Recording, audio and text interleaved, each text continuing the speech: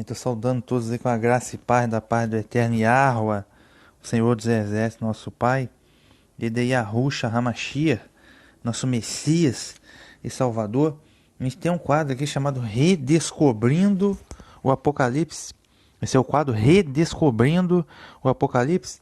A gente está numa jornada aí rumo ao capítulo 22 do livro do Apocalipse. Então estamos indo capítulo a capítulo, verso a verso. Nesse momento vamos adentrar no capítulo 15 do Apocalipse, mas é fundamental que você acompanhe todo o estudo. Você pode acessar a playlist Redescobrindo o Apocalipse, tá?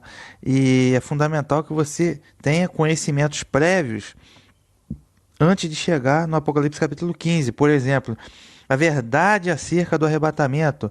Tem uma playlist exclusiva sobre o arrebatamento. A verdade acerca das 70 semanas de Daniel capítulo 9. Tem também, está na descrição e no comentário desse vídeo, né? Os demais capítulos, desde o do episódio 0, depois do capítulo 1, está tudo na descrição e no comentário. E também na playlist Redescobrindo o Apocalipse. Temos uma playlist só para o capítulo 13, o mistério da besta. Temos playlist só para o capítulo 12. Enfim, o estudo é completo. Agora, são conhecimentos fundamentais sobre arrebatamento, sobre as 70 semanas, sobre o mistério da besta, para a gente poder chegar no capítulo 15, ok? Então, o estudo é completo. Não tem esse momento, capítulo 15, redescobrindo o Apocalipse. Né? O episódio do momento é As 7 Taças Prólogo. As 7 Taças Prólogo.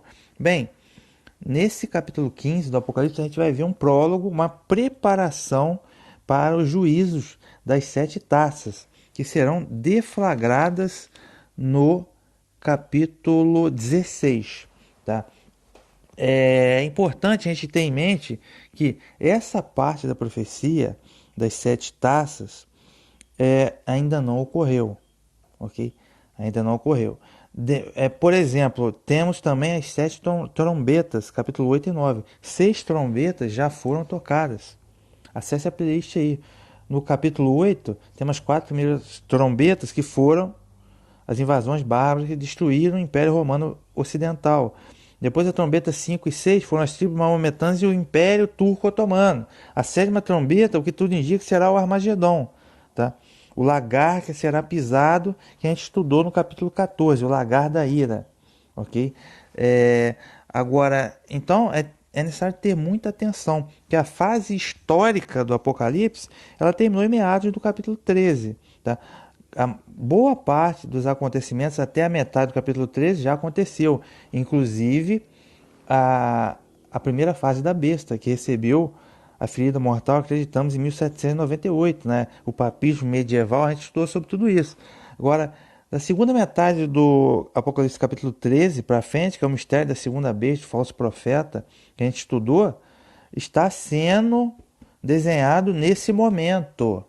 Tá? Está sendo iniciado, né? E vai chegar ao seu clímax, acreditamos, em breve. Inclusive a marca da besta, a imagem da besta, tudo isso vai acontecer ainda. Então veja que o nosso estilo aqui é historicista. Então é necessário ter muita atenção nessas profecias que não aconteceram, para quando acontecer a gente ter o discernimento de saber o que é que está acontecendo. Ok? Então Apocalipse capítulo 15, vamos ao verso 1, que diz assim, ó: Eu vi no céu, no caso eu, o apóstolo João, tá? Eu vi no céu outro sinal grande e maravilhoso. Tá? Havia 7 anjos prontos com 7 pragas. Eu vi no céu outro sinal grande e maravilhoso. Bem, sinal grande e maravilhoso no céu, é o que isso?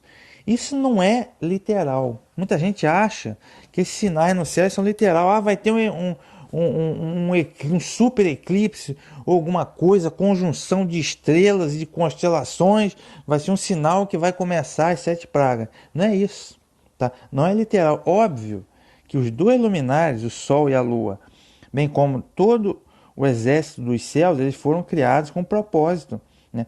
Sol e a lua para regular o dia e a noite, para servir de sinais, tempos e estações. Isso está lá no livro do Gênesis, capítulo 1. Beleza.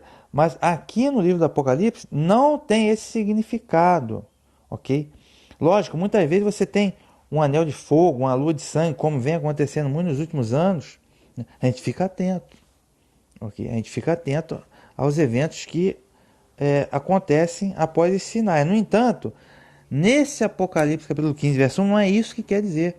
Então muita gente fica procurando, tem um sinal no céu, vai ter um arrebatamento agora, porque teve uma conjunção de estrelas. Não, tá? Isso é tolice. Tá? Isso é tolice. Um grande sinal no céu, outro sinal grande e maravilhoso. Significa que o evento que vai acontecer adiante, tá? São as 7 taças do Apocalipse. Okay? E esse evento, ele, lógico, ele vai recair no mundo terreno, mas ele tem uma origem do céu. Ok?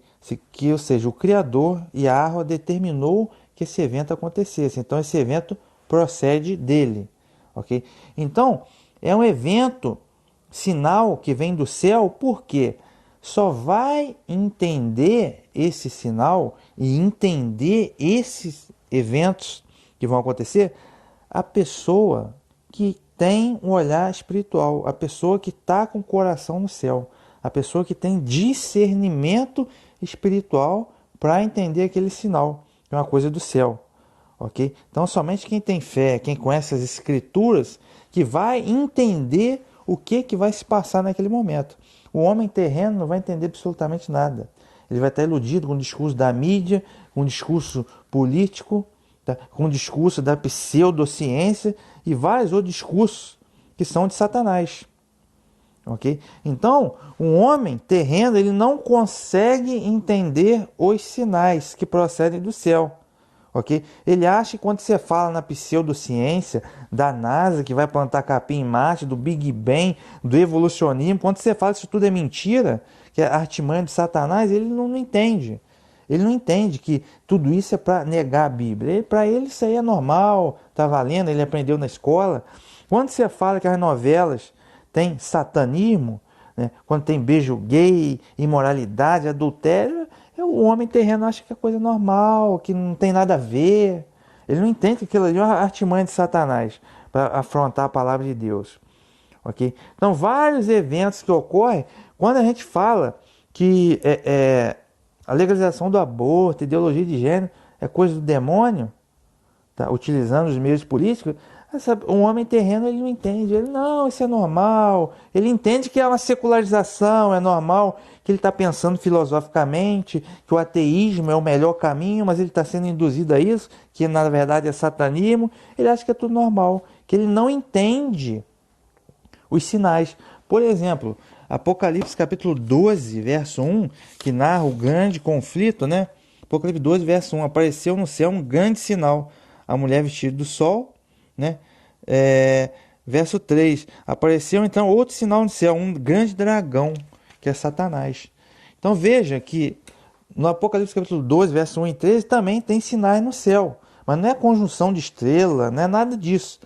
É que, ou seja, apareceu a mulher representando a igreja, tá? Que deu a luz ao varão, né? Ou a casa de Israel, a filha de Sião, que deu a luz ao varão, o Messias, e depois o outro sinal apareceu Satanás.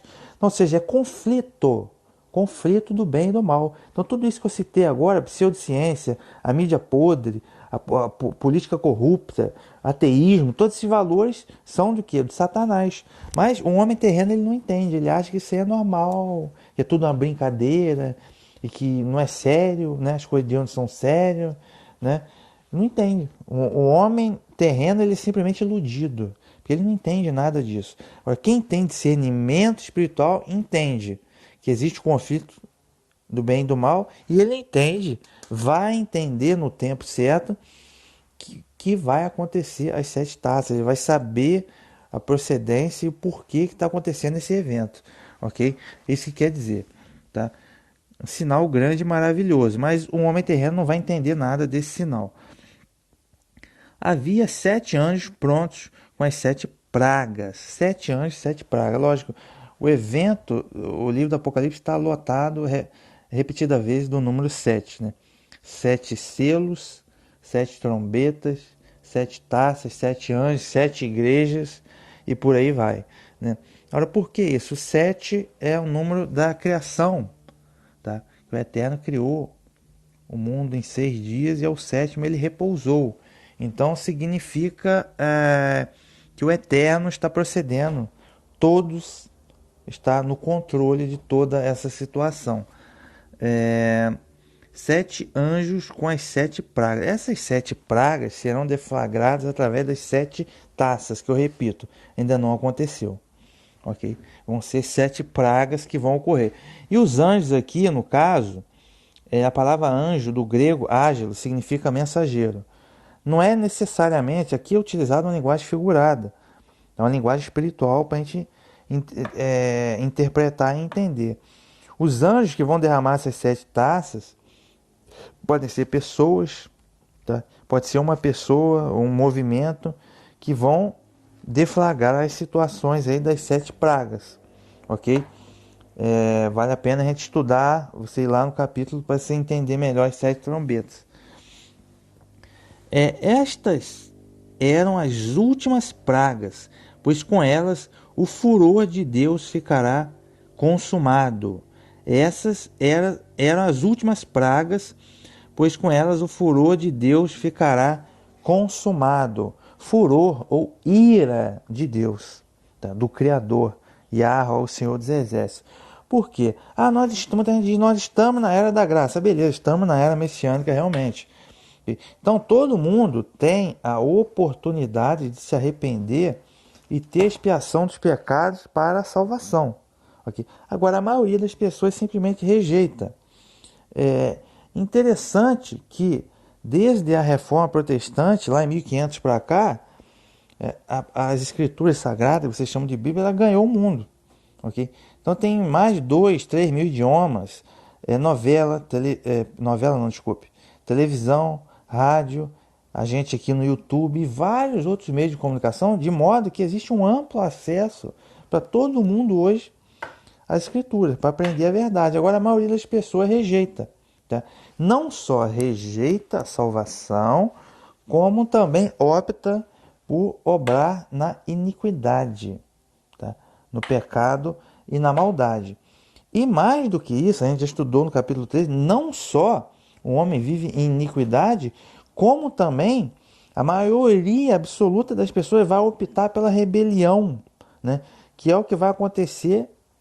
A gente estuda no Apocalipse capítulo 13, as pessoas vão servir a besta e sua imagem, vão adorar, vão servir a besta e sua imagem e vão aderir à marca da besta e servir, obedecer à imagem da besta. Isso é rebelião, tá?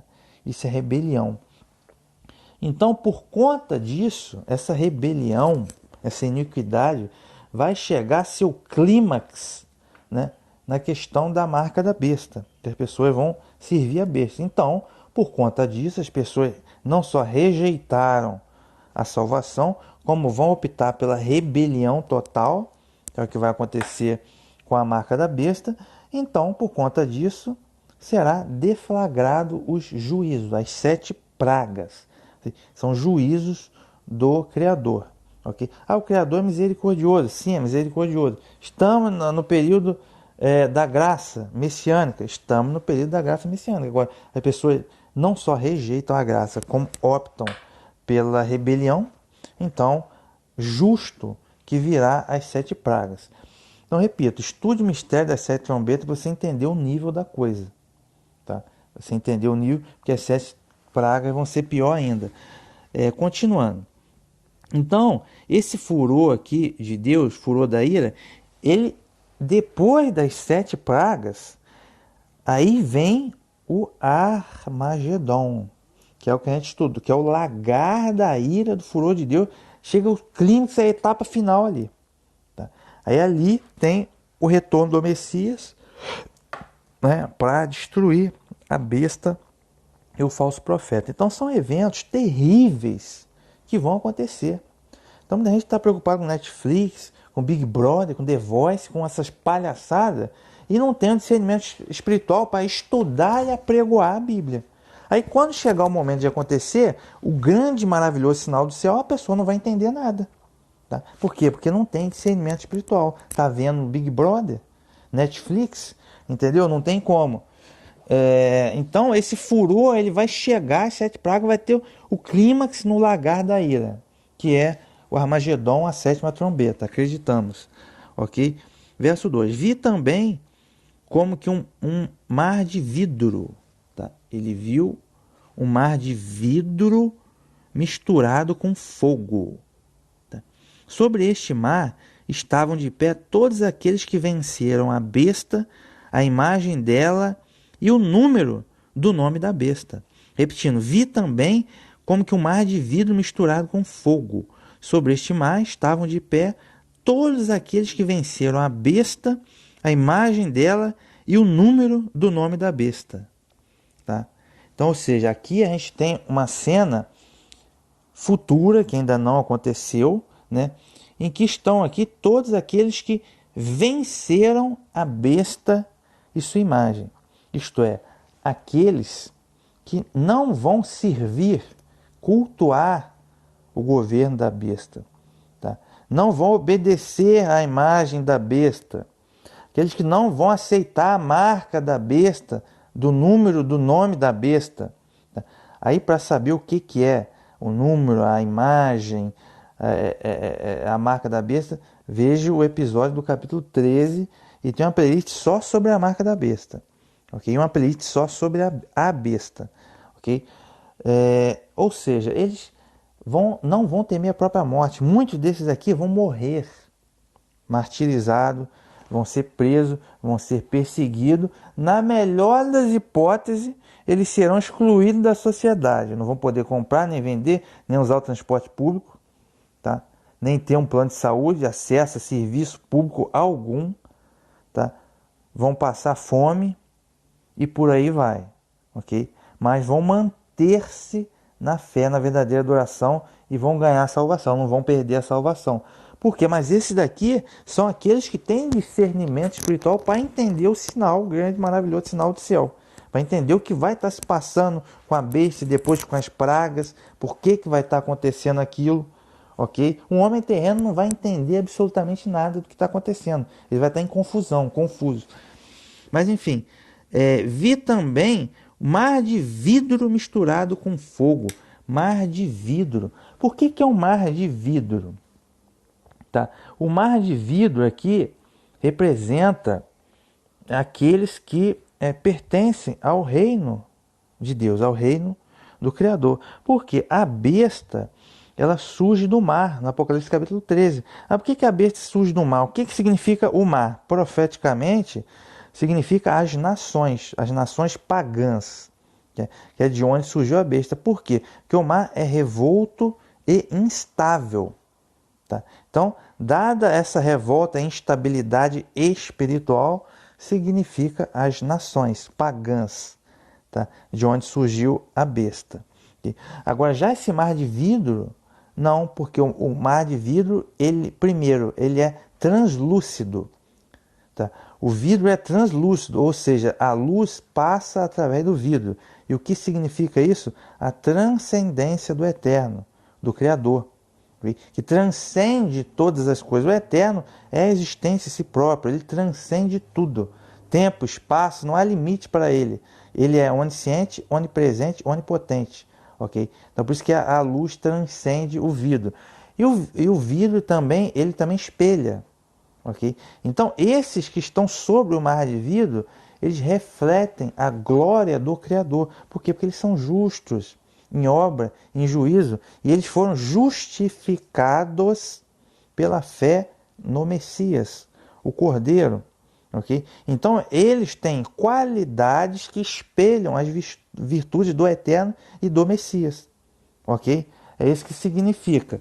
É interessante a gente voltar também lá no Apocalipse, capítulo 4, verso 6, né, que é a visão do trono do Altíssimo. Deixa eu voltar aqui, ó, Apocalipse 4, verso 6, que diz assim, ó, e havia diante do trono, o trono do Altíssimo, tá, do Pai, esse é o trono do Pai, Yahweh, Tá? O Messias e a Ruxa, vocês conhecem como Jesus, que é o Cordeiro, vai ser apresentado no capítulo 5, para tomar o livro daquele que está sentado sobre o trono. Mas enfim. E havia diante do trono como mar de vidro, semelhante ao cristal. Então percebam que lá na visão do capítulo 4, verso 6, diante do trono do Altíssimo havia um mar de vidro, como cristal. Aí eu até citei no episódio do capítulo 4 que o cristal ele tem a composição dele muito bem definida. Os átomos, tudo muito bem definido, tá? Ok? Então isso dá a ele a qualidade de, vamos dizer, estabilidade. Ok? Então, vidro como cristal dá estabilidade e hierarquia também, organização, hierarquia sólida dentro do reino de Deus. Okay? Que é diferente, o mar de vida é diferente do mar de águas que é instável e revolto, né? Como as nações gentílicas de onde surgiu a besta. Aqui no reino de Deus não, o mar de vidro também, por causa da transcendência, por causa do espelhamento que eu já citei e por causa da estabilidade também. Okay? Então, pelo jeito, é o mesmo mar de vidro do Apocalipse capítulo 4, verso 6. Então, representa o quê? O reino de Deus. Tá? E esse vidro aqui, no caso, o mar de vidro misturado com fogo. Tá? Por que está misturado com fogo? Tá? No caso aqui, esse fogo simboliza a purificação. Simboliza a purificação. Então, esses indivíduos aí que estão de pé, tá, nesse mar de vidro sobre fogo, foram o quê? Como a gente pode chamar Israel espiritual, ou a gente pode chamar de igreja, como queira. É o povo do Altíssimo que foi purificado. Ou seja, eles foram justificados. Seus pecados foram expiados. Tá? Isso graças à fé no Cordeiro, que é o Messias. Okay? E porque, como eles venceram a besta, eles passaram por dificuldade, por luta, por tribulação. E isso vem a fortalecer a fé deles. Vamos dar uma olhada aqui no Zacarias, capítulo 13, verso 9, para a gente entender melhor por que esse mar é de fogo. Porque simboliza provação, mas uma provação no sentido de que promove um fortalecimento espiritual deles. Tá? Vamos lá, Zacarias, capítulo 13, verso 9, que diz assim, ó: e farei passar esta terceira parte pelo fogo, e a purificarei como se purifica a prata, e a provarei como se prova o ouro. Ela invocará o meu nome, e eu a ouvirei. Direi, é meu povo. Ela dirá, Yahweh é meu Deus. Então percebam que o fogo simboliza como se purifica a prata com fogo e se prova o ouro com fogo também. Então, esses que estão aqui, de pé sobre o mar de vidro com fogo, é o povo de Deus que vai passar pela tribulação da besta. Okay? E que vai vencer. Vão passar fome, vão morrer, vão ser presos, vão ser perseguidos, vão ser excluídos da sociedade. Beleza, mas não vão abandonar a fé. Então percebam, eles vão passar pelo fogo. Vão ser purificados, né, mediante a fé. Tá? Não quer dizer que eles têm mérito. Ninguém tem mérito. Okay? A vitória vem pela fé em Yahweh, Deus Criador, e no Messias, né? No Cordeiro. Okay? Então, ou seja, eles vão ser purificados pelo fogo como a prata e vão ser provados também como ouro, e eles vão vencer. Ok? Deixa eu me ver aqui para a gente ter um melhor entendimento dessa questão. A gente pode dar uma olhadinha também em Isaías, capítulo 6, verso 6 e 7. Deixa eu ver aqui se eu acho. Isaías, que foi a passagem que Isaías foi escolhido, consagrado para profeta. Diz assim, ó: mas um dos serafins voou para mim, trazendo na sua mão uma brasa viva que tirara do altar, como uma tenaz. E com ela tocou a minha boca e disse: eis que isso tocou teus lábios, e a tua iniquidade foi tirada e purificado o teu pecado. Então, na visão, o profeta Isaías, né, o serafim tomou a brasa de fogo que estava sobre o altar do céu, ok? E tocou nos seus lábios, e a tua iniquidade foi tirada e purificado o teu pecado. Então percebam que esses aqui que venceram a besta também tiveram seus pecados purificados, não por obras, mas pela fé. Então quando eles vencem a besta é pela fé. Ah, tiver que morrer, vai morrer, martirizado, mas não vai abandonar a fé, ok? Então, ou seja, purificação, tá? Esse é o sentido da coisa. Tem os pecados purificados, expiados para a vida eterna. Então eles venceram a besta.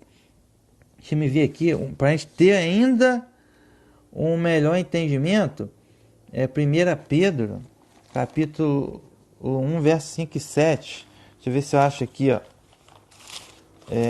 1 Pedro, capítulo 1, verso 5 e 7, diz assim, ó, em que vós grandemente vos alegrais, ainda que agora importa, sendo necessário, que estejais por um pouco contristados com várias tentações, para que a prova da vossa fé, muito mais preciosa do que o ouro, que perece e é provado pelo fogo, se enche em louvor e honra e glória na revelação de Yahushua HaMashiach, né, que vocês chamam de Jesus Cristo, ao qual não havendo visto a mais. Então entenda que estejais um pouco contristados com várias tentações, tá? Então o evangelho não promete facilidade para ninguém, meu amigo, porque vai entrar em conflito com o mundo, inevitavelmente. Então você vai ter dificuldades, e essas dificuldades você vai vencer pela fé, ok? Aí ele diz assim, ó, para que a prova da vossa fé é muito mais preciosa que o ouro, que perece e é provado pelo fogo. Então quando você é provado pelo fogo, tá? Aí que você vai demonstrar que você tem fé ou não. Porque se você abdicar, recuar, não quero essa fé, porque eu quero molezinha, eu quero ter uma vida boa e confortável, não posso passar por dificuldade. Você abandona a fé. Então você não tinha fé nenhuma, na verdade. Você não é alguém que vai para a salvação. Agora, quando você passa pela prova, como o ouro é provado pelo fogo, né, se enche em louvor e honra e glória na revelação de Yahushua HaMashiach. Então, esses que vão ser provados, que vão passar pela besta, né, eles ainda vão glorificar. Aqui, vão glorificar, louvor e honra e glória. Tá? Então é isso. Prova, vão ser o fogo significa isso. Prova, aperfeiçoamento, purificação. Deixa eu me ver aqui se tem mais alguma coisa. Bem, então por isso que o mar de vidro está misturado com o fogo, porque eles foram purificados, eles venceram a tentação, a prova da besta, ok? Então, sobre este mar, né, estavam de pé todos aqueles que venceram a besta. Eles estavam de pé. Por que eles estavam de pé? Só pode estar de pé quem está vivo, vivo espiritualmente falando, né? Por quê? Porque eles venceram a besta, manteram a sua fé. Então, por isso que eles estão de pé, porque eles se tornaram justos, né? Foram justificados pela fé no Messias, foram purificados com o fogo, por isso eles estão de pé. Muitos deles aqui vão morrer martirizados, tá? Mas esse estar de pé é estar vivo espiritualmente para a vida eterna. Se eles estivessem deitados como mortos, né, aí sim teriam sido derrotados, né? Então é isso. Só permanece de pé nesse mar de vidro misturado com fogo, tá, quem é provado e mantém a fé, tá, para poder participar do reino de Deus. Por isso que eles estão de pé. Foram justificados, né? Todos aqueles que venceram a besta, a imagem dela e o número do seu nome. Vencer não é necessariamente permanecer numa boa situação, uma situação confortável. Não, muitos deles aqui, repito, vão morrer. Na melhor das hipóteses, serão excluídos da sociedade, né? Mas você morrer não negando a fé, isso é uma vitória, que você herda a vida eterna, ok? Caso contrário, aí você vai para a condenação. Aí continuando aqui no final do verso 2, início do verso 3, diz assim, ó: os vencedores seguravam harpas de Deus, né? Antes disso, eu vou dar uma olhada aqui. Deixa eu ver aqui uma anotação que eu fiz do Apocalipse capítulo 14, verso 12 e 13, para ver se tem alguma correlação com o que... Ah, tá. Apocalipse 14, verso 12 e 13. É o que eu disse, aqueles que venceram a besta não quer dizer que vão ter vida fácil, né? Mas que não abdicaram da fé. Isso que significa. Aqui está a paciência dos santos. Aqui estão os que guardam os mandamentos de Deus e a fé em Yahusha, o Messias, né? E ouvi uma voz do céu que dizia: escreve, bem-aventurados os mortos que desde agora morrem no Senhor, diz o Espírito, para que descanse seus trabalhos e suas obras os sigam. Bem-aventurados que agora morrem, que desde agora morrem no Senhor, isto é, que eles são martirizados, porque eles são martirizados, mas ganham a vida eterna. Verso 12 do Apocalipse 14, aqui está a paciência dos santos, tá? Então você tem que ter paciência, né? Você vai ser excluído da sociedade, mas você vai se manter na fé firme, vai manter a paciência e vai manter-se guardando os mandamentos de Deus. Onde é que estão os mandamentos de Deus? Na Torá, que você tem que obedecer. E a fé no Messias. A fé no Messias, ela está onde? No Evangelho. A Torá, mandamento. O Evangelho, a fé para a purificação dos nossos pecados. Que aí a gente lembra das duas testemunhas, do Apocalipse capítulo 11.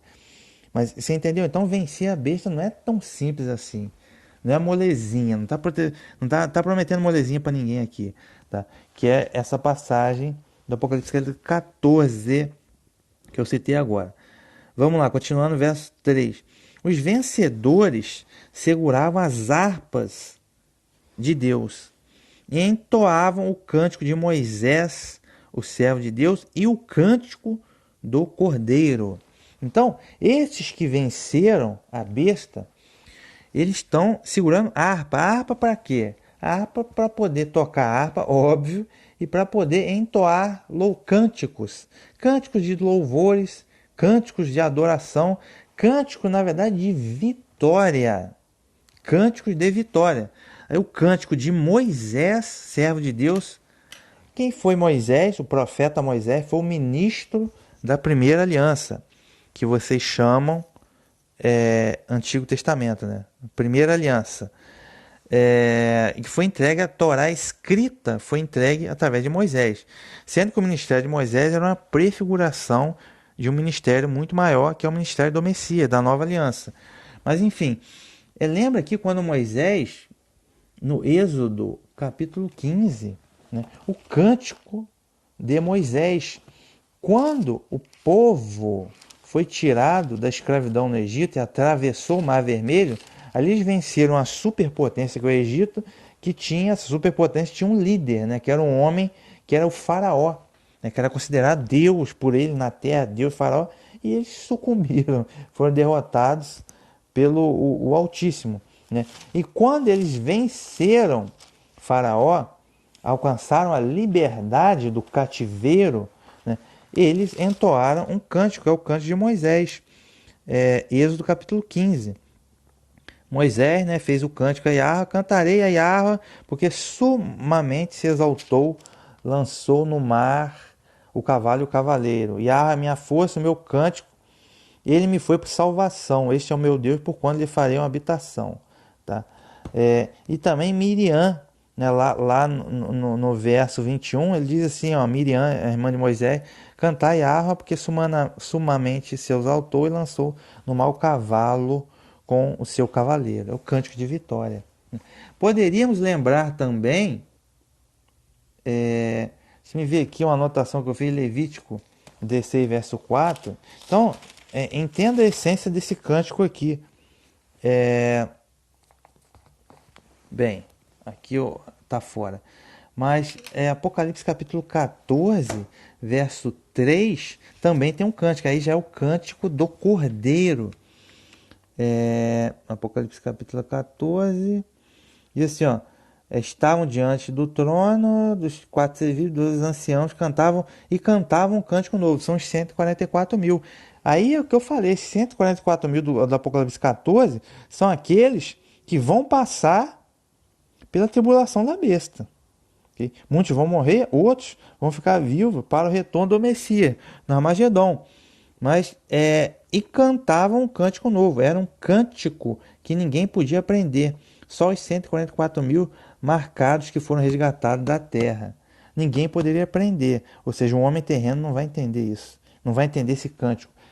Não entenderia esse cântico. Não entenderia a natureza dessa vitória. Ah, mas o cara foi excluído da sociedade, né? Foi excluído da sociedade, o cara vai... Por que ele não aceitou aqui a marca aqui? Foi excluído da sociedade, vai morrer, vai ser perseguido, né? O homem terreno não entende essas coisas.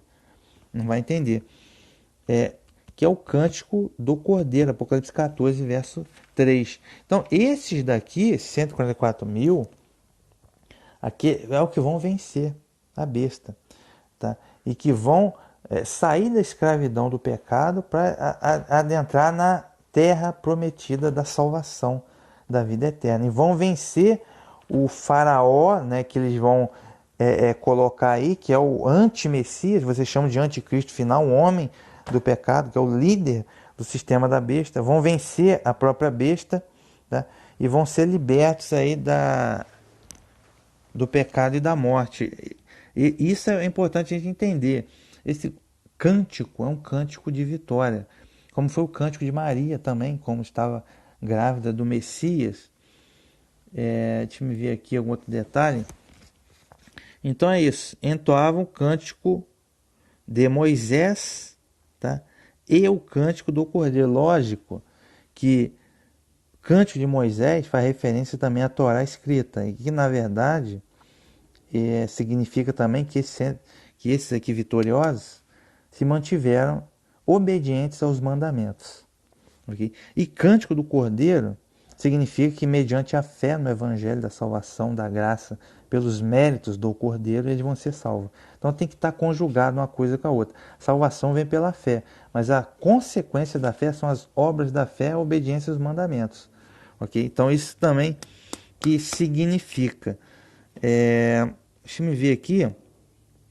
Aí eles entoam o cântico, que o cântico em questão é, ainda no verso 3, grandes e maravilhosas são as suas obras, Senhor Deus Todo-Poderoso.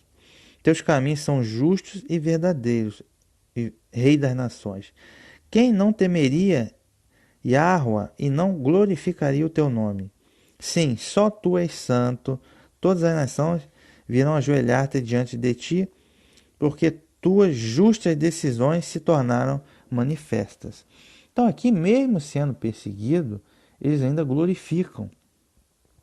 E nesse verso final aqui é interessante, porque tuas justas decisões se tornaram manifestas. Que justas decisões são essas? No caso, está fazendo referência às 7 pragas que serão deflagradas. E é justo que essas 7 pragas sejam deflagradas. O pessoal está achando o coronavírus aí, mas não sabe a natureza dos eventos que vão vir, o nível do evento apocalíptico. E é justo, porque as pessoas não só negam as escrituras todo o tempo, as pessoas não aceitam a salvação pela graça. Todo mundo hoje tem pleno acesso à salvação. Tá? Tem gente apregoando na rádio, na televisão, na internet, no YouTube, para tudo que é lugar. Tem uma igreja em cada esquina. Então, tipo assim, não há razão para a pessoa não só negam, rejeitam a salvação, como ainda praticam a iniquidade. E além disso, ainda vão aderir à rebelião total junto à besta. Então é justo que caiam as 7 pragas. É muito justo. Okay? Como diz, o Messias é bonzinho, Jesus é bonzinho, né? É bom, é muito bom, só que também é justo. Né? Então chega um momento em que tem que vir um juízo. Então vamos ao verso 5, diz assim, ó: Depois disso, vi abrir-se o templo da tenda do testemunho que está no céu. Depois disso, vi abrir-se o templo da tenda ou do tabernáculo do testemunho que está no céu. Aí, o que ele vai ver aqui? O tabernáculo que está no céu, o templo que está no céu, do qual aquele templo terreno, que foi o tabernáculo, né, que foi feito por Moisés, depois se tornou templo, que foi feito com Salomão, templo porque Israel já estava na sua terra, então fizeram um templo fixo. Mas no tempo de Moisés era o tabernáculo, porque o tabernáculo era móvel. Então, à medida que eles iam peregrinando no deserto, o tabernáculo era desmontado ou montado. Tá? Só que esse tabernáculo aqui que ele viu, no caso no céu, aquele tabernáculo terreno era uma prefiguração, uma sombra do verdadeiro tabernáculo que é o celestial. Mas é importante a gente entender aquele modelo que foi dado, que vai nos ajudar a entender essa profecia, ok? Só que esse templo aqui, está no céu, significa o quê? Significa verdadeira adoração. Verdadeira adoração. Então, quem tem acesso, né, a gente aprende lá no João capítulo 4, quem tem acesso a esse tabernáculo celestial? Quem tem acesso? Quem adora em espírito e verdade. Quem está na verdadeira adoração, que é a adoração bíblica. O homem terreno, que está no ateísmo ou na idolatria, ele não tem acesso a isso. Então, quando ele diz que viu abrir-se o templo, tá? Abrir-se o templo que está no céu, abrir o templo para quê? Para que os adoradores possam adorar. Só que no caso é uma adoração em espírito e verdade. Então é necessário que todo mundo esteja em verdadeira adoração. Quem não está em verdadeira adoração está em pecado. E é por isso que vai ser deflagrado as 7 pragas. Ok? Aí verso 6. Saíram do templo os 7 anjos com as 7 pragas. 7 anjos, 7 mensageiros com as 7 pragas. Os anjos estavam vestidos de linho puro e brilhante e cingidos à altura do peito com cintos de ouro. Muita atenção. Saíram do templo os 7 anjos com as 7 pragas. Olha, é o que eu estou dizendo. Eles saíram do templo com as 7 pragas. Por quê? Que eu acabei de explicar. O templo significa verdadeira adoração. Então, se eles saíram do templo com as 7 pragas, significa que as 7 pragas serão deflagradas porque o homem, tá? Ou a maior parte da humanidade, não está em verdadeira adoração. Tá? Então, como eles estão contrários à verdadeira adoração, prostituição. Detalhe, a gente lembrar o que tinha dentro do tabernáculo. Dentro do tabernáculo tinha o que? A arca da aliança. Da aliança de Deus, né, com o seu povo. E o que tinha dentro da arca, que estava dentro do templo? Tinha os mandamentos, os 10 mandamentos. Aí, no caso, são mandamento, preceito, estatuto, toda a instrução é muito maior do que os 10 mandamentos. Nós vamos ali, representação, os mandamentos. Okay? Aí eu te pergunto, a humanidade hoje está andando de acordo ou contrário aos mandamentos? Então a humanidade está adulterando e adulterando muito, mas está escrito não cometer adultério. A humanidade está roubando e roubando muito, está escrito não roubarás. A humanidade está mentindo, uma mentira generalizada, e está escrito não levantar falso testemunho contra o teu próximo. A humanidade está matando muito, mas está escrito não matarás. A humanidade está idolatrando vários ídolos, está escrito claramente não terás outros deuses diante de mim. Yahweh, nosso Elohim, Yahweh é um. Senhor nosso Deus é o único Deus. Não farás nenhum ídolo, nenhuma imagem. A humanidade está cultuando ídolos. E por aí vai. Tá? E por aí vai. Então percebam que o modus operandi da sociedade hoje como um todo não está de acordo com os mandamentos de Deus. Não está de acordo com a verdadeira adoração. Okay? Então, por causa disso que os anjos estão saindo do templo. O templo significa verdadeira adoração. Tá? O templo tinha o que dentro do templo também? Tinha lá Arão, era o sumo sacerdote que espiava os pecados do povo. Hoje, no templo do céu, nós temos quem? O Messias, Yahushua, que vocês chamam Cristo. Ele espiou nossos pecados. Ele é o sumo sacerdote. Agora, o povo não está aceitando a fé no Messias, no Evangelho. Está rejeitando. Está seguindo ídolos. Tá? Está seguindo os ídolos. Então, por conta disso, os 7 anjos vão sair do templo, tá? Para deflagrar as 7 pragas. Okay? Porque o povo não está em verdadeira adoração. É isso que significa. Os anjos estavam vestidos de linho puro e brilhante. Eles estavam vestidos de linho puro, significa que esses juízos, essas pragas, são justos. São justos. Porque o povo merece. Okay? A coisa vai de mal a pior e vai chegar num determinado clímax que será necessário o envio das pragas, okay? Como justiça da ira do Criador. Então, vestir de linho puro significa que os juízos são justos. Justos, e o juízo procede daquele que é santo, que é o Eterno, que ele é santo, então ele fez o julgamento justo e o juízo, as pragas serão justíssimas. Deixe-me ver aqui, só Levítico 16, verso 4, para a gente poder entender o seguinte, que no caso quem ministrava no tabernáculo era Arão.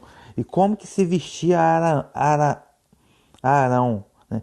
Vestirá ele a túnica santa de linho e terá ceroulas de linho sobre a sua carne. Cingir-se-á com cinto de linho e se cobrirá com a mitra de linho. Estes são os vestidos santos. Por isso banhará sua carne na água e os vestirá. Então, Arão, lógico, Arão era um homem que pecava, né? Todos os homens pecam, mas ele, como sumo sacerdote, ele tinha que ser um homem mais próximo de santo na casa de Israel. Okay? Então, os vestes do sacerdote eram vestes santas, né? Eram todas elas de linho. Então, os anjos que estão saindo aqui com as 7 pragas estão vestidos de linho porque os juízos procedem daquele que é santo. Tá? Então, os juízos são santos. Então, as pragas são merecidas. Okay? Porque o povo está na contramão daquilo que é santo. Okay? Então, são merecidas. Tá? As pragas são merecidas. Então, ao invés de linho, significa a santidade. Puro e brilhante e cingidos à altura de peito com cintos de ouro. Então, os anjos, eles estão vestidos com cinto de ouro. Mas a gente acabou de ver aqui, no Levítico 16, verso 4, que no caso Arão, apesar de se vestir de linho, o seu cinto também era de linho. Arão vestia um cinto de linho, ele não vestia cinto de ouro. Okay? Então, o que significa isso? Se a gente for lá no Apocalipse capítulo 1, verso 13, a gente vai descobrir quem que se veste com cinto de ouro. Apocalipse capítulo 1, verso 13, diz assim, no meio dos candelabros estava alguém, parecia um filho de homem, vestido de longa túnica, no peito um cinto de ouro, cabelos brancos como a lã, como a neve, olhos que pareciam a chama de fogo, os pés eram de bronze. No caso aqui, Apocalipse capítulo 1, verso 13, ele está apresentando o Messias, né, Yahushua, que vocês chamam Jesus Cristo, o Filho, o Cordeiro. Né? Então, ele veste um cinto de ouro.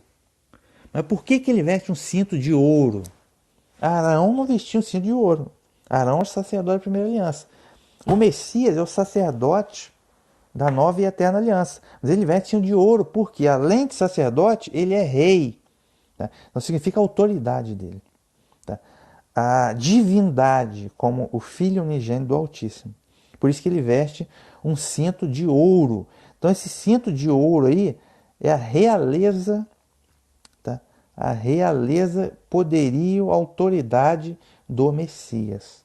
Então, os anjos estão vestidos cinto de ouro, não é porque eles têm realeza, não. Anjo é mensageiro, é criatura.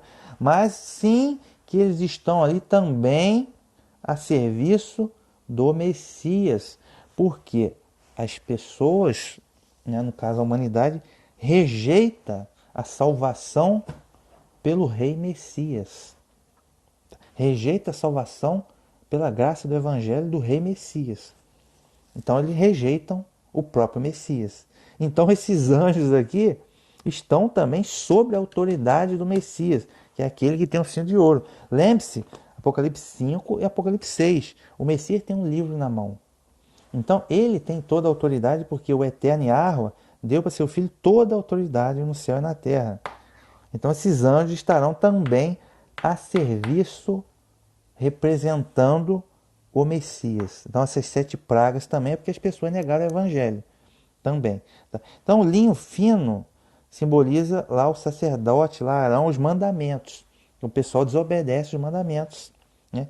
E o cinto de ouro, a santidade, a autoridade do Messias, né? E as pessoas também rejeitam o Evangelho. Então, por isso que os juízos são justos.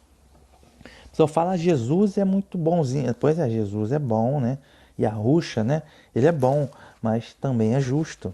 Né? Então, se todo mundo hoje tem a oportunidade de ter a salvação, todo mundo tem Bíblia de graça, Bíblia você baixa no aplicativo de graça no celular, e as pessoas não querem saber nada com nada, ok? Então fica difícil, né? Aí por causa disso, que esses anjos têm também os cintos de ouro. Continuando aqui, ó. Deixa eu ver aqui um detalhe interessante. Interessante a gente lembrar do Ezequiel capítulo 9. Que agora a gente vai entrar, que eu falei, os juízos são santos. As pragas são santas. Elas promovem a justiça. Se a gente for lá em Ezequiel capítulo 9, o que estava acontecendo lá? O povo, a casa de Israel, estava rebelde e praticando iniquidade. Então o Eterno, Yahweh, mandou os juízos. Tá? Ezequiel capítulo 9. Então me gritou os ouvidos com grande voz, dizendo: Fazei chegar os intendentes da cidade, cada um com as suas armas destruidoras nas mãos. São anjos, né? Eis que vinham 6 homens de caminho para a porta alta, que olha para o norte, cada um com as suas armas destruidoras na mão. São anjos, mas aqui creio eu que sejam anjos mesmo, anjos celestes, né? Criatura celestial. E entre eles um homem vestido de linho, com um tinteiro de escrivão à cinta, né? E entraram e puseram junto ao altar de bronze. E a glória de Deus de Israel se levantou e clamou ao homem vestido de linho que tinha um tinteiro de escrivão na mão: Passa pelo meio da cidade, pelo meio de Jerusalém, marca um sinal nas testas. Os homens que suspiraram e gemeram por causa de todas as abominações que cometem no meio dela. Tá? Passai pela cidade. E aos outros disse: Passai, ouvindo eu, passai pela cidade após ele e feri a cidade. Não poupe o vosso olho, nem vos compadeçais. Então aqui, nessa visão aqui, ele viu também 7 anjos. 7 anjos. Esses anjos foram enviados para fazer o julgamento sobre Israel. Tá? Para mandar julgamento por causa das iniquidades de Israel. 6 desses anjos tinham as armas destruidoras na mão. E tinha um 7º que era vestido de linho fino, com tinteiro na mão. Ele iria ir na frente para marcar espiritualmente a testa dos homens que eram justos, né? Daqueles que eram justos, que não pecavam, né? na iniquidade, para ser protegido. Na sequência, iam os 6 anjos com as armas destruidoras para matar todo mundo. Tá? Para matar os ímpios. Todo mundo não, os ímpios. Exceto aqueles que tinham a marca no fronte. Então você consegue entender que a situação aqui, no Apocalipse capítulo 15, é uma situação semelhante? Porque a gente tem os marcados na fronte também, que é o que está lá no Apocalipse capítulo 14. Ó, o Cordeiro, né, sobre o Monte Sião, Apocalipse 14, verso 1. Cordeiro sobre o Monte Sião, com eles 144 mil que traziam na fronte marcada, com o nome dele e o nome de seu pai. Isto é, a fronte, os 144 mil do capítulo 14. Né? Também a gente pode, aqueles que vão estar de pé aqui, ó, capítulo 15, sobre o mar de vidro misturado com fogo, são justos. Eles têm a fronte marcada com o nome do Eterno Yahweh e do Cordeiro, certo? Porque a mente deles está de acordo com os mandamentos, de acordo com o evangelho da fé para a salvação, ok? É isso, então eles vão ser, esse juízo não se direciona a eles, esse juízo se direciona aos ímpios. Então o juízo não se direciona a essas pragas àqueles que têm a fronte marcada com o nome do Eterno e do Cordeiro, mas sim para os ímpios. Então você consegue entender que a situação aqui é bem semelhante, né? Então aquele anjo vestido de linho, né, significa santidade. É muito interessante também, eu lembrei desse Ezequiel capítulo 9. Mas continuando aqui, verso 7. Um dos 4 seres vivos entregou aos 7 anjos 7 taças de ouro, cheias do furor de Deus que vive para sempre. Repetindo. Um dos 4 seres vivos entregou aos 7 anjos 7 taças de ouro, cheias do furor de Deus que vive para sempre. A um dos 4 seres vivos. Quem são esses 4 seres vivos? É o que a gente estudou no Apocalipse, capítulo 4. A gente estudou na visão do trono, ao redor do trono, 4 seres vivos. Esses 4 seres vivos simbolizam também, dentre outros, simbolizam também os 4 evangelhos. Tá? Então, ou seja, o fato de um dos 4 seres vivos entregar as 7 taças para os 7 anjos significa o quê? Como a humanidade, os ímpios, né, negaram, rejeitaram o evangelho, por conta disso vai recair o juízo dele, sobre eles. Ok? É o que significa o fato de um dos 4 seres vivos entregar as 7 taças. Tá? E essa taça significa sempre, tem sempre esse sentido, tá? De julgamento, de julgamento vindo do Eterno. Eu lembro também de Nabucodonosor, o rei de Babilônia, era como o cálice, né? Que o Eterno usou ele para castigar várias nações, né?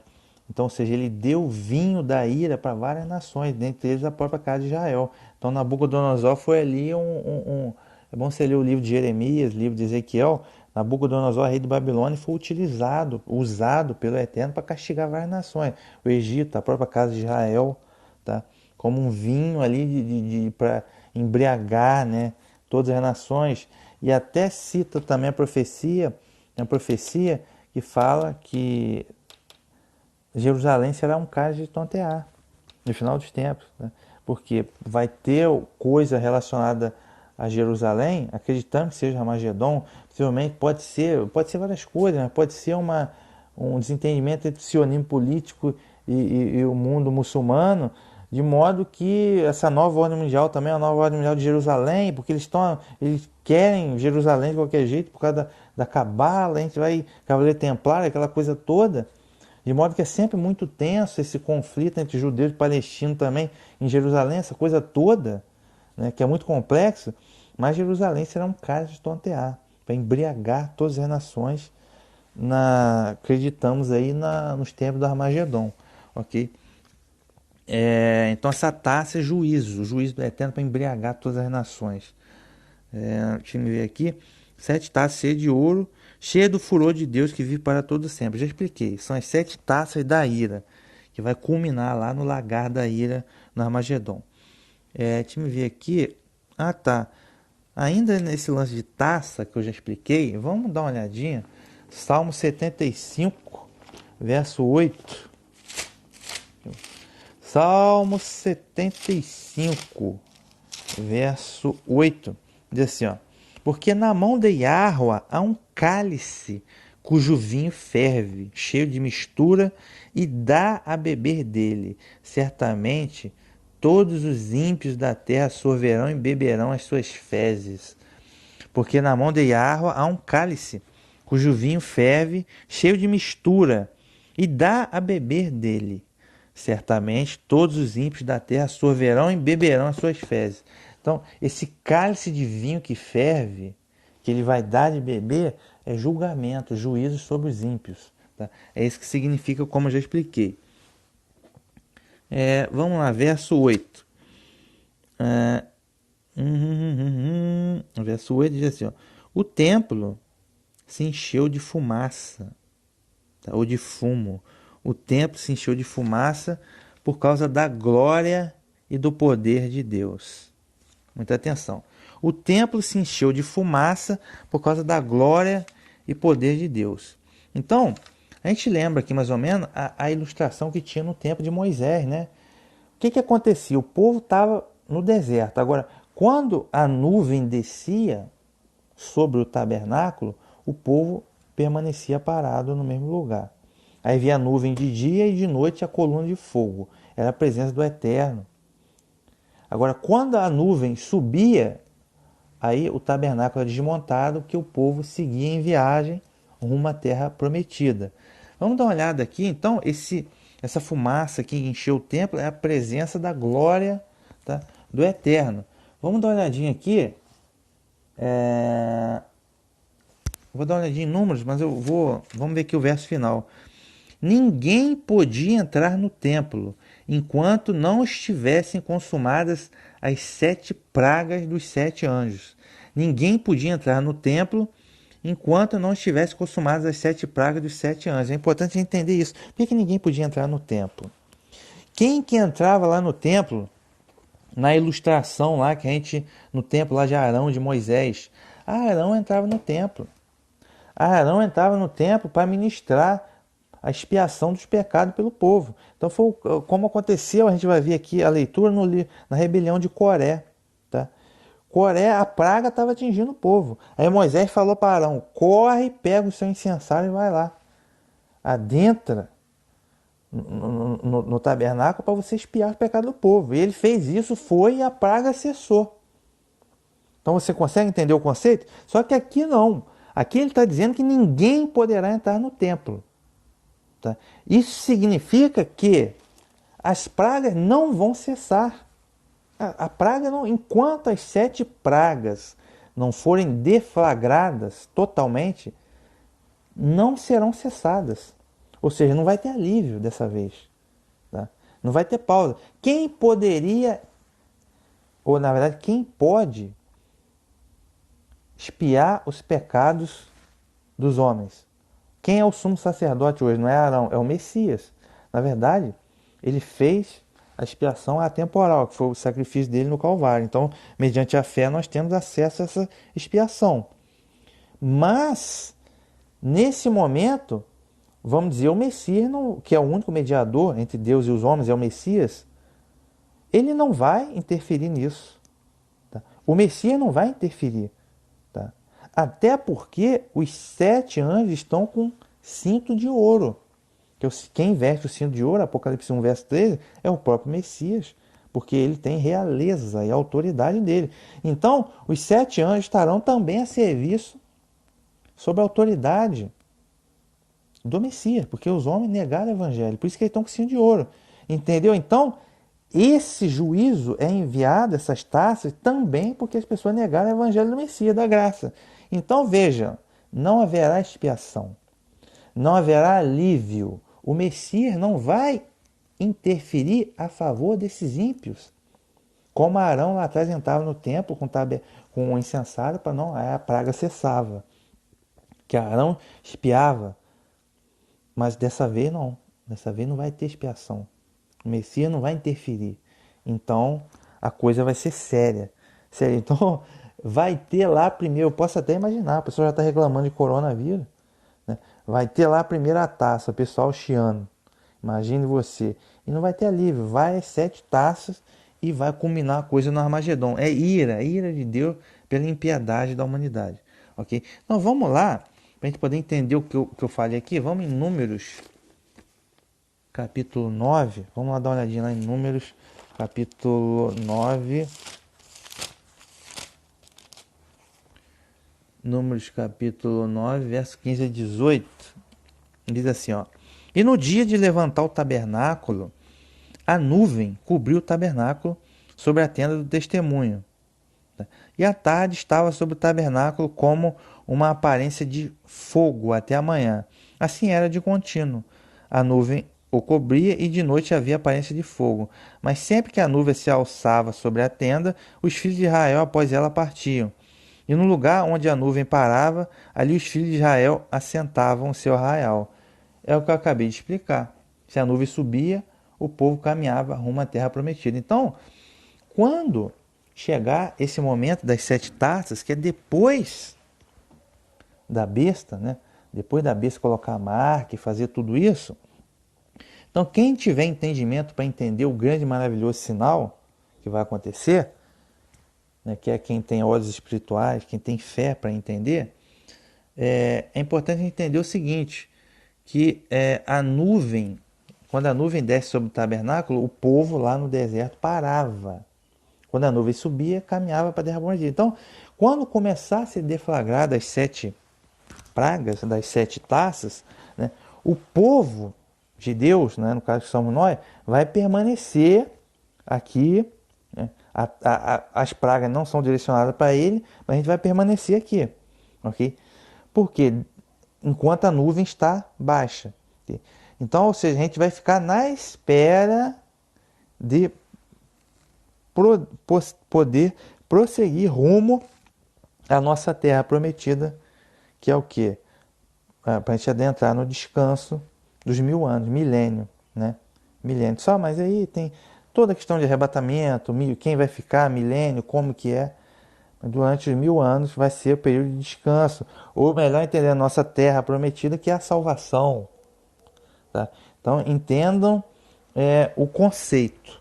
Tá? Deixa eu ver se ainda temos alguma coisa em números 16. Vou ver o número 16. Então, essa nuvem, ou essa fumaça, significa a glória do Eterno e a presença dele também. Verso 16, o 42 até 50. Que é aí que a gente chega onde eu falei na rebelião de Coré. E aconteceu que, ajuntando-se a congregação contra Moisés e Arão, no caso, foram aqueles que se rebelaram contra a autoridade de Moisés e Arão. E virando-se para a tenda da congregação, eis que a nuvem a cobriu e a glória de Yahweh apareceu. Vieram, pois, Moisés e Arão perante a tenda da congregação. Então falou Yahweh a Moisés, dizendo: levantai-vos do meio dessa congregação, e a consumirei como no momento. Então se prostraram sobre o seu rosto. E disse Moisés a Arão: toma o teu incensário, põe fogo nele sobre o altar, e deita incenso sobre ele, e vai depressa à congregação.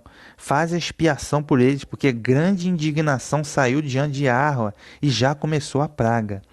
E tomou Arão, como Moisés tinha falado, e correu ao meio da congregação, e eis que já a praga havia começado entre o povo, e deitou incenso nele e fez expiação pelo povo.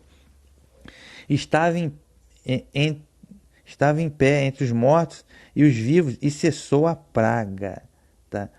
E os que morreram daquela praga foram 14.700. Pois é.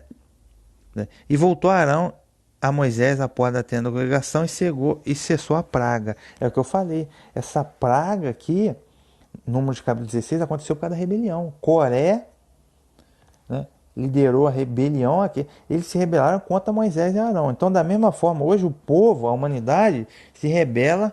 No caso, Moisés era o profeta e ministro da primeira aliança. Quem é o profeta e ministro da nova aliança? O Messias, o Cordeiro. Arão era o sumo sacerdote da primeira aliança. Quem é o sumo sacerdote da nova e eterna aliança? O Cordeiro, o Messias.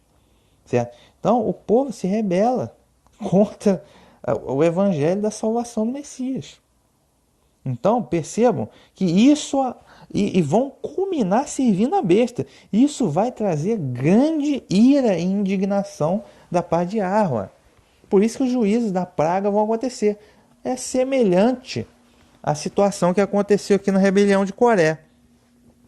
Ok? Sendo que nessa rebelião aqui, Arão ministrou ali, fez uma expiação ali e foi aceito. E a praga cessou diante do povo. Agora, aqui, nas 7 taças do Apocalipse, não vai ter isso não. O Messias não vai interferir não. Então, as 7 pragas não vai ter alívio. Tá? Vai acontecer todas as 7 pragas completo. Deixa eu ver aqui, para a gente continuar com o entendimento, vou em Levítico 16, verso 17. Levítico 16, verso 17, diz assim, ó. Tá. E nenhum homem entrará na tenda da congregação quando Arão, entrar a fazer propiciação do santuário, até que ele saia. Assim fará expiação por si mesmo e pela sua casa e por toda a congregação de Israel. Tá? Então nenhum homem entrará na tenda da congregação quando Arão entrar para fazer a expiação. Ok? Então vejo que quando Arão entrava a fazer expiação, não tinha ninguém na tenda da congregação, porque na tenda da congregação você tinha o pátio dos israelitas, né, para prestar adoração, tinha o pátio das mulheres, e por fora ficava o espaço dos gentios. Mas quando Arão entrava para fazer a expiação, não tinha ninguém, só Arão entrava, o sumo sacerdote. Só que aqui, em Apocalipse capítulo 15, está dizendo que ninguém podia entrar no templo, ninguém. Isso quer dizer que o Messias não vai interferir nessa praga, nessas pragas. Isso vai acontecer 100%, ou seja, não vai ter alívio. Tá? Não vai ter alívio. Continuando aqui, eu vou dar uma idazinha em Êxodo, capítulo 40. Deixa eu ver aqui, ó. Êxodo, capítulo 40, verso 34 até Êxodo 40, verso 34 até 38, quando a nuvem cobre o tabernáculo. Diz assim, ó. Então a nuvem cobriu a tenda da congregação, tá? E a glória de Yahweh encheu o tabernáculo. De maneira que Moisés não podia entrar na tenda da congregação, porque quando a nuvem ficava sobre ela, e a glória de Yahweh enchia o tabernáculo. Quando, pois, a nuvem se levantava sobre o tabernáculo, então os filhos de Israel caminhavam em todas as suas jornadas. Se a nuvem, porém, não se levantava, não caminhava até o dia que ela se levantava. Porquanto a nuvem de Yahweh estava de dia sobre o tabernáculo e o fogo estava de noite sobre ela, perante os olhos de toda a casa de Israel em todas as suas jornadas. Ou seja, então nós nesse momento aqui, o povo do Eterno, a igreja, vai estar aguardando, vamos dizer assim, espiritualmente aguardando a nuvem subir, para poder adentrar na terra prometida, no caso da salvação, isto é, depois das 7 pragas vai vir o Armagedon, aí sim vai ter o milênio, 1000 anos de descanso, aí vai ter a primeira ressurreição, o arrebatamento, vai ter tudo nesse momento. Então a igreja vai estar ansiosa por passar esse momento para adentrar na salvação, ok? É isso que quer dizer. Deixa eu ver aqui, ó. 1 Reis 8, 9 a 11, vale a pena dar uma olhadinha também. Para a gente poder entender o conceito, tá? A ilustração e o conceito, o que significa esse evento. 1 Reis 8, vamos ver aqui, 1 Reis 8, 9 a 11. Diz assim, ó, aí foi quando Salomão terminou o templo, que ele fez a dedicação do templo. Diz assim, ó, 8, 9 a 11. Na arca nada havia, a arca estava dentro do templo. É o que eu expliquei. A arca dentro do templo, dentro do tabernáculo, significa o quê? Os mandamentos. Tá? Então, à medida que o povo não segue os mandamentos, que vive em iniquidade, o juízo vem. Os juízos são justos. Na arca nada havia, senão só as 2 tábuas de pedra, os 10 mandamentos, que Moisés ali pusera quando Yahweh fez aliança com os filhos de Israel, né, saindo da terra do Egito. E sucedeu que, saindo os sacerdotes do santuário, uma nuvem encheu a casa de Yahweh, e não podia ter-se em pé os sacerdotes para ministrar, por causa da nuvem, porque a glória de Yahweh enchia a casa, né, no caso o templo. Então vejam que essa fumaça, o fumo, significa a glória e a presença do Eterno. Significa que esse juízo das taças são deflagrados, né, pelo Criador como juízo. Tá? Deixa eu ver aqui se vale a pena mais alguma ponderação. Creio que não. Creio que já esteja tudo aqui das anotações. Então é isso, né? Esse foi o prólogo. Na verdade, esse episódio é um prólogo, porque a partir do verso 16 é que aí sim vai iniciar o juízo das taças. Então, o que a gente pode entender do verso 15, que é um prólogo, é que, dada a iniquidade da humanidade, né, que vai desobediência aos mandamentos do Eterno, rejeição ao Evangelho da salvação pela graça, a fé no Messias, né, que vai chegar um clímax, a rebelião, como foi a rebelião de Coré. Né? Vai chegar o clímax que o povo vai aceitar servir a besta, servir a imagem da besta, aderir à marca da besta. Negação total, vão negação total de Deus, negação total das Escrituras, negação total dos mandamentos, negação total da graça do Evangelho. Okay? Isso é rebelião total. Então, não existe alívio para rebelião. Tá? Então, por isso que as 7 taças, as 7 pragas vão ser justas. Vão ser pragas santas e justas. Exceto aqueles que vão vencer a besta e a sua imagem. Né? Então é isso, minha gente. Esse episódio foi só um prólogo, né, do que está por vir. Para finalizar esse episódio, irei pronunciar aqui a bênção sobre os amados. Essa bênção que eu cito sempre, ela está em Números capítulo 6, né? Que diz assim: Yahweh te abençoe e te guarde. Yahweh faça resplandecer o seu rosto sobre ti e tenha misericórdia de ti. Yahweh sobre ti levante seu rosto e te dê a paz. Em nome de Yahushua Hamashiach. Então é isso aí, pessoal. Fiquem com a Shalom. Isso aí, Redescobrindo o Apocalipse. Acessem a playlist e até o próximo episódio. E vale até um adendo aqui, que é o que está em Número 16, 19, que diz assim, ó, e Coré fez ajuntar contra eles, isto é, contra Moisés e Arão, toda a congregação à porta da tenda da congregação. Então a glória de Yahweh apareceu a toda a congregação, ou seja, Coré incitou a rebelião do povo contra a Moisés e Arão. Tá? E isso, por conta disso, a glória de Yahweh apareceu. Né? Ou seja, a nuvem desceu sobre a tenda. Okay? O que quer dizer isso? Houve uma rebelião, né? E por conta dessa rebelião, né, Yahweh interferiu, okay? E lançou a praga. Então, da mesma forma, vai ser nesse momento da besta, porque eles não só vão se rebelar e praticar iniquidade, como vão se voltar contra o povo de Deus, para perseguir, para matar, para excluir da sociedade. E isso vai chegar, né, como uma indignação do Eterno, o Eterno vai interferir. Okay? Não basta negar os mandamentos, não basta negar, rejeitar o Evangelho, não basta se rebelar contra Deus, eles ainda vão contra o Messias, né, e contra a igreja. Então isso fará o Eterno interferir, né, para poder lançar as 7 pragas. Ok? Isso é uma passagem interessante também, para a gente entender o sentido.